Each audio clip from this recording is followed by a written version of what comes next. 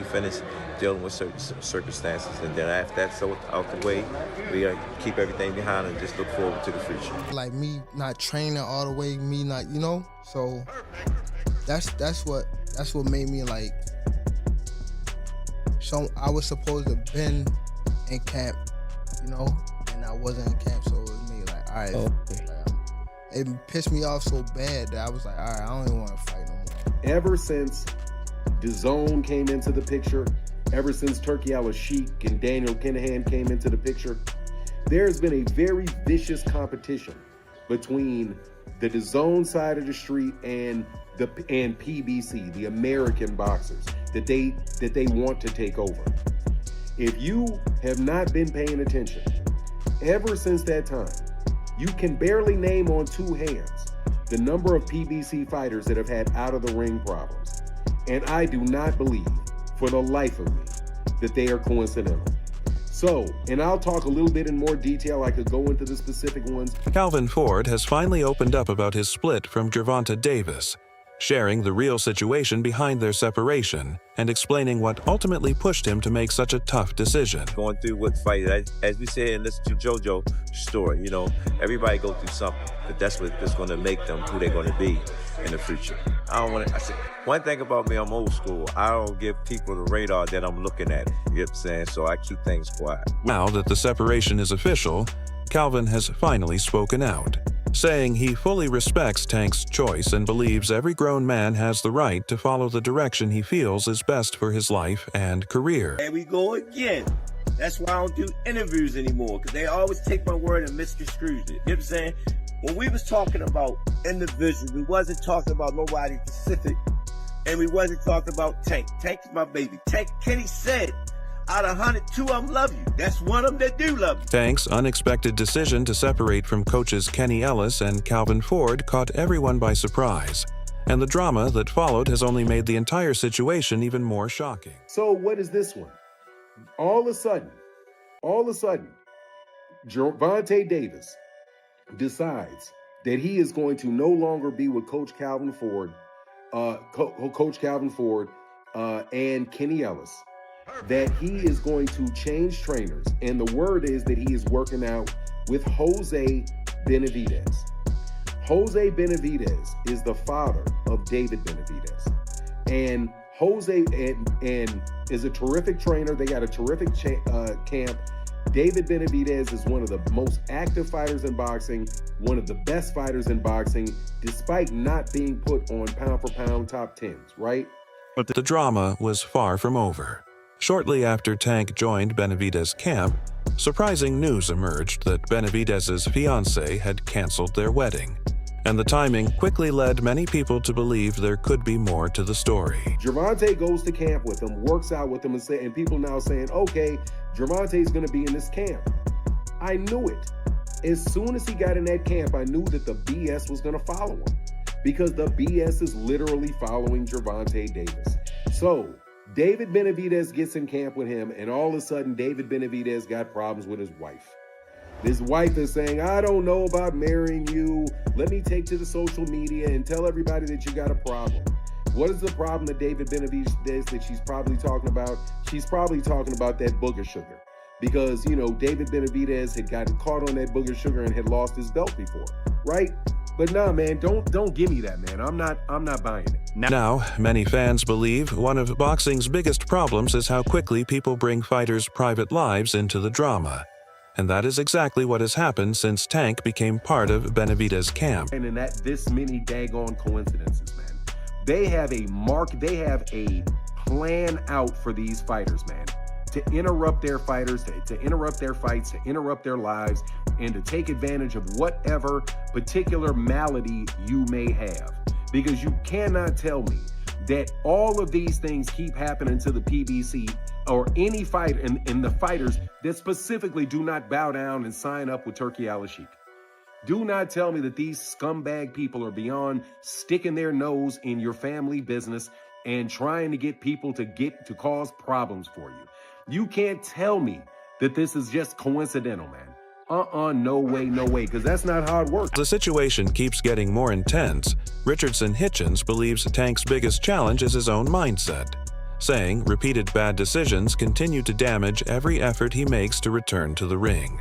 With legal issues and new controversies constantly appearing, Richardson feels it all connects to a deeper problem and suggests Tank's mental struggles may be influencing the choices that continue to hurt his boxing career. Probably one of the most talented guys out there, but it seems like every time he's starting to get hot again, it's something outside the ring that derails his career or stalls him out, and you just never know when he's going to fight again. Yeah, I just think that's just a mental thing with him, you know.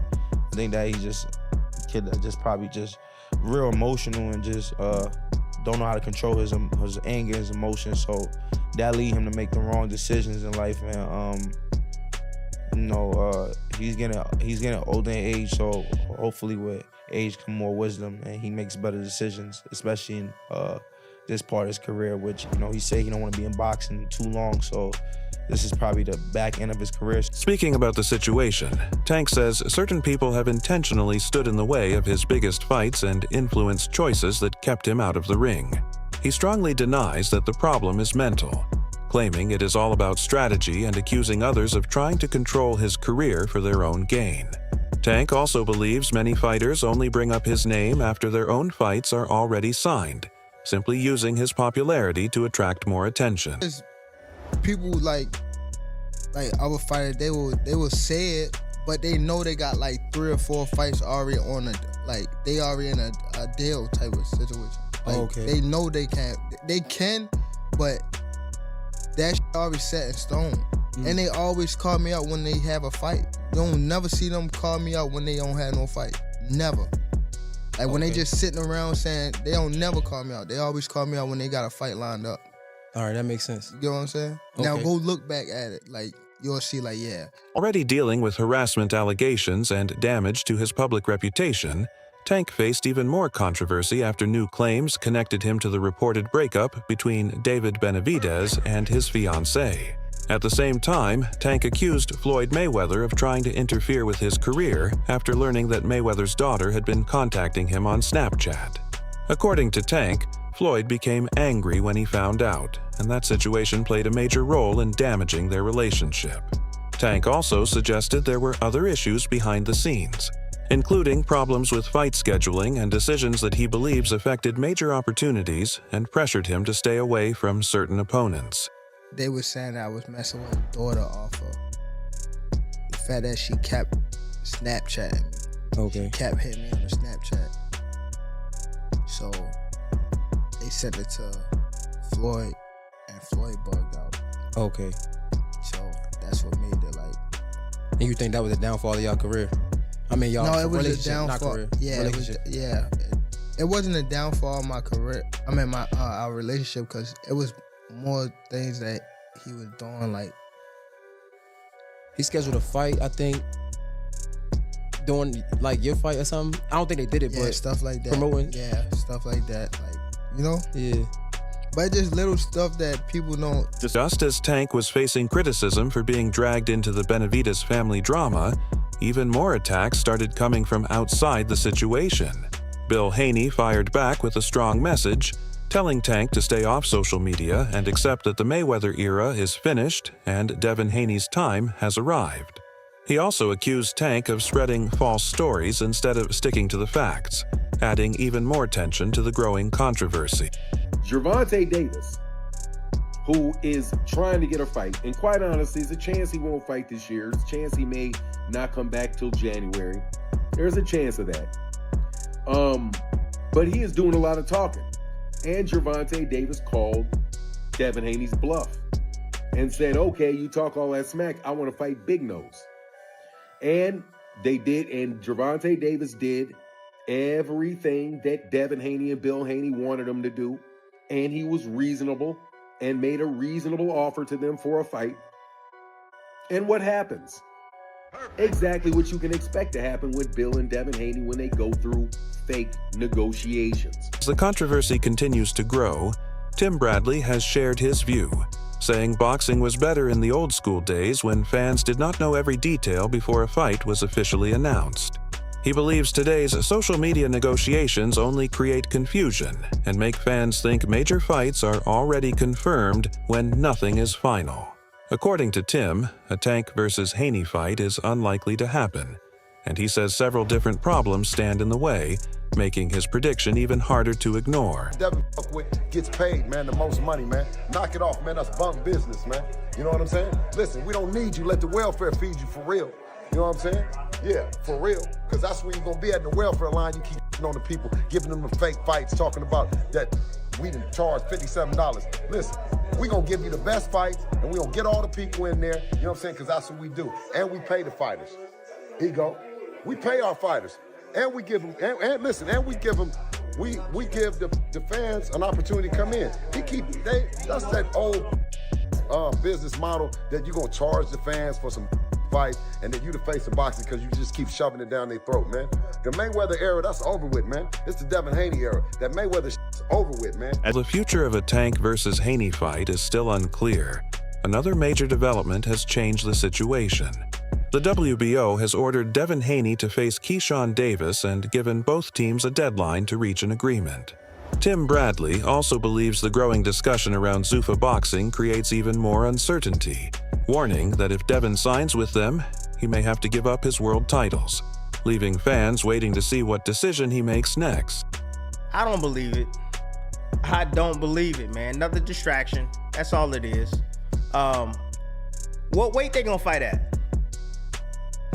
Thought Tank was small. What weight? 140? Not gonna happen. Tank gonna go to 47? What weight? Like, this don't even make any sense. Tank been out of the ring, what, how long? Almost a year and a half? Come on, and he gonna come back and face Haney? Stop. Man, you know, I wish, it was back in the old days when, like, all the makings of a fight wasn't, you know, it wasn't out in public, man. You know, I wish it went back to those days. Walton recalled a recent conversation inside the ring and explained that Bill Haney's comments have only made the situation more confusing. Even though the WBO has ordered Devin to face Keyshawn Davis, Bill continues to insist that Tank remains their #1 target. At the same time, questions surrounding Tank's activity on an account known as G Money have created even more uncertainty, leaving fans with little clarity about what is really happening. Keyshawn Davis, finally ordered. We've been saying it's been ordered a long time ago. It finally got ordered, right? They got 20-something days to work out the contracts. I'm not sure who. I think Top Rank might have to put this up because who is Devin working with right now? I mean, got Haney Promotions, but who's gonna be putting up the money? I don't know. Probably more than less Top Rank if this fight's gonna happen, or we've been talking about Zuffa boxing. If Devin Haney signs with Zuffa, then you can forget about that WBO title because I don't think the WBO is standing by that. Anybody with Zuffa. According to Tim, Bill Haney's preferred list of opponents starts with Tank, followed by Shakur, with Keyshawn coming last. However, Tim stressed that every one of those matchups is dangerous, meaning the final decision may come down to business and money. He believes the financial side will play a major role, especially since Tank's long absence could affect the size of the payday, while a showdown with Shakur may end up being a much more valuable opportunity. And Bill in a sense, is saying he'd rather have Gervonta Davis because the risk is the same with all three. Remember what Cameron Duncan told me? The one that pays the most. So I don't know how true. Like I told you guys, it's cap with the whole Gervonta Davis thing. I don't know who that guy is or whoever it is. A G Money or whoever. I think it might be G Money. I don't know who that is. You know, is it real or is it not? Are they talking? Do they really want to do a fight? I don't know. We have to wait and see. Right now, to me, it's speculation. Okay. As for Shakur, he is already facing criticism for not immediately accepting the fight, but he has made his position clear by saying he will only agree if a rehydration clause is included. While some fans see this as a reason to question him, Shakur believes people are completely misunderstanding his stance. His plan is simple. He will not move up in weight without proper protection, And if the fight happens, it must be under terms he is comfortable with. And then he said he want to go, then Shakur be second. Then Shakur be second. And then Keyshawn. But the risk is the same for all of them. They are. You know, I think all three of these guys are extremely talented. Tank Davis included, but you're going to get paid more money with Tank. And then you're going to get paid more money with Shakur. And then lastly, Keyshawn Davis, right? So with Key, very talented fighter. Had the belt for a short period of time. However, he hasn't done much outside of that. Okay, got a big win, got a fault. Shakur says he is not ready to move up to 147 pounds just yet, explaining that he wants to protect his health and handle his career the right way. He believes making the move too quickly could cause problems in the long run. Shakur also said that if Bill Haney is truly serious about the fight, he needs to contact his team and start working on a real deal. With Devin expected to remain at 147, Shakur believes the fight can still happen in the future when he is fully ready. If you fight Conor Benn, you'll fight Devin Haney. So I'm like, I will fight Devin Haney. Give me the same shit that Conor Benn that I'm asking for with Conor Benn. That if they accept that, then, but it's like so many people just hate on me so much to where they want me to act like I'm contradicting myself. They want me to feel like I'm saying something out of the ordinary, but no, I'm saying something that's facts, bro. This is not my weight class. I'm not moving up to 47. Y'all keep asking and begging for me to move up to 47. I told y'all I'll go there for Conor Benn, bro. That's what I told y'all. Other than that, why y'all just on my. That's how I look at it. People just be on my, like, truthfully. Now, the boxing world is waiting to see if Keyshawn and Devin can finalize their fight agreement. Tim continues to analyze the matchup, calling it a tough and dangerous challenge that even Bill Haney clearly understands. He believes Keyshawn has several skills that could cause major problems for Devin, which may explain why Bill prefers Tank as the first option, especially since the uncertainty surrounding Tank creates a completely different kind of challenge. I don't know what's stopping it. I mean, if they serious and it's that, they shouldn't even have to go. We don't got to go through $1 million. No disrespect to Gilly. Yeah. But that just happened. That wasn't a real year.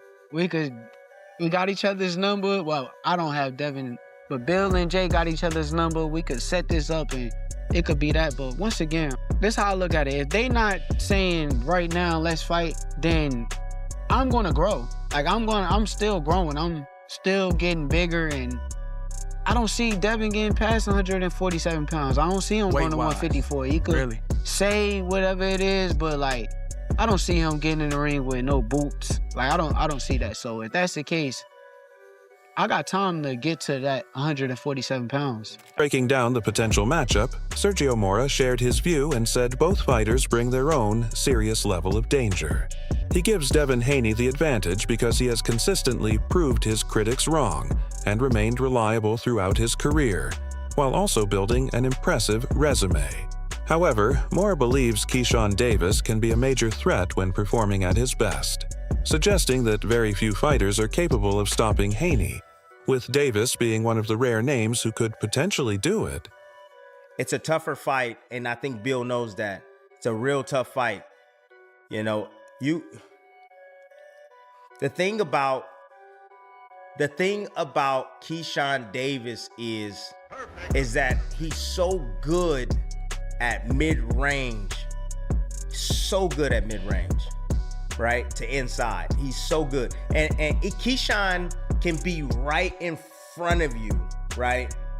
And make you miss and be right there to counter you. But not like fall in with his counters. Like, he lets his shots fly from out at distance. Similar to the way Ryan Garcia